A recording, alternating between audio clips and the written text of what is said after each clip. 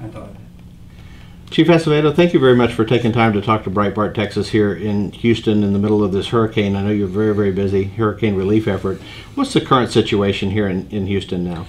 Well, we're still in the response phase. We know we still have some folks that need evacuation and rescue, but I'm comfortable that today, Wednesday, which is basically about 5 days into our operational period, that we'll be able to finish the primary rescuing of all those individuals. Now, 5 days in an operation like this, what's the toll on the manpower of the Houston Police Department? What are your people on the ground seeing and facing? Well, let me just say what I'm seeing. I am seeing 5,200 men and women that on Friday we knew that we were going to have a significant challenge here. I don't think anybody could have imagined just how significant it turned out to be. It's historical, what we've seen here. And so the ones that came in for 12 on, 12 off, if they were still here Saturday, they didn't get to leave. We've made them all stay. We've required them to all stay. They've been very highly motivated, and as you can imagine, when you have close to 200 of them that their own homes have been damaged or lost, and yet they haven't abandoned their posts, they're still here trying to make a difference. So even though 200 officers, you say, have lost their homes or had damage to their homes, they're still out protecting the people and not taking care of. They're putting Houston first. They're putting their duty first. You know, I've got a oath of office there that says I'd rather lay down my life. I'd lay down my life rather than swerve from the path of duty, and that's something that these men and women, not just the men and women that wear the uniform, but all of our support staff members, our dispatchers, call takers, clerical people that are here trying to help because of some of the key positions, and what I've learned. I haven't been here only 9 months, is the collective heart of the Houston Police Department, the Houston Fire Department, all of our municipal co-workers, but just the entire first response community in this nation is really second to none. I'm very proud of that. And let's not forget our Cajun Navy and, something I never even heard of before, and all the volunteers and all the people that are making such a tremendous difference in helping us get through this trying time. No, we were very sorry to hear of the loss of Sergeant Perez, who died in the line of duty while responding to this crisis. What other situations are your officers facing?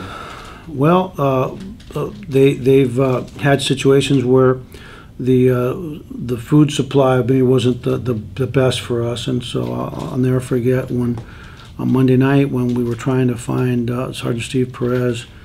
It was raining hard still. Called for my dive team.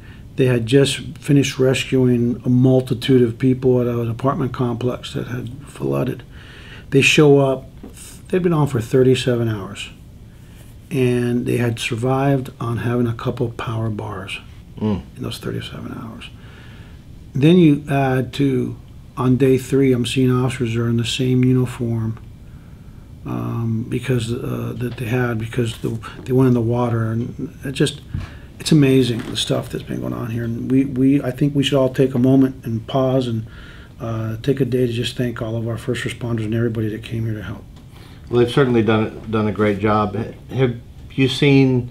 I know you put out a stern warning, to put it mildly, about looting here in Houston. Have you seen incidents of that, or how are the people behaving? Well, you know what? It's been if you look at as a professional, you've got to anticipate what your challenges are going to be, and the way you anticipate your challenges is to look at the past. And we know that when you have a major catastrophe like Hurricane Harvey, tropical storm Harvey, and the Harvey that just would not go away. Once it starts clearing up just a little bit, that the criminal element comes out and they start taking advantage of people and victimizing people that have already been victimized once. And so, Mayor Turner is a man that he surrounds himself, I think, with pretty decent people, and we asked him here in the police department to institute a curfew because we'd rather nip it in the bud in terms of the criminal activity, and you got to put people on notice. We actually caught a crew of 4 gang members that were going around at gunpoint 2 nights ago in the heavy rain. Actually, yeah, it was 2 nights ago on Monday.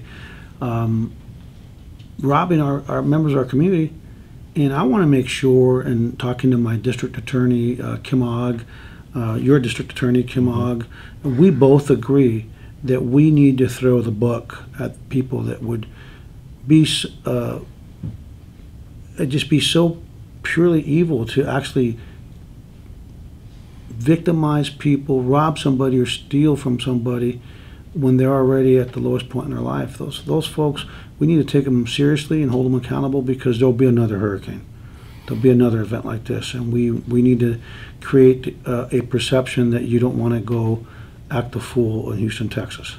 Well, we've certainly seen a difference here in Houston compared to where we've seen in other cities when they've had major natural disasters like this, and I think that speaks very highly of the men and women that work for you and the leadership from the top down. One final question. I know you've got to get back to what you're doing here. The 911 system became overwhelmed, which is unavoidable in a situation like this.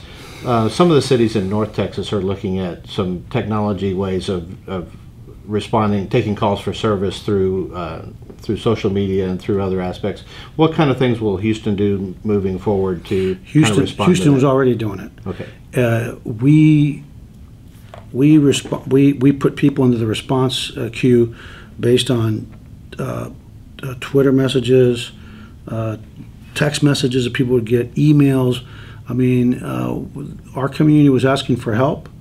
Those responses, those requests came in through all kinds of platforms, and you know, the reason that we did that is that we knew that people may not be able to get through at 911 because the system was overwhelmed, and we wanted to make sure that we gave ourselves every opportunity to positively touch as many lives as we could and save them.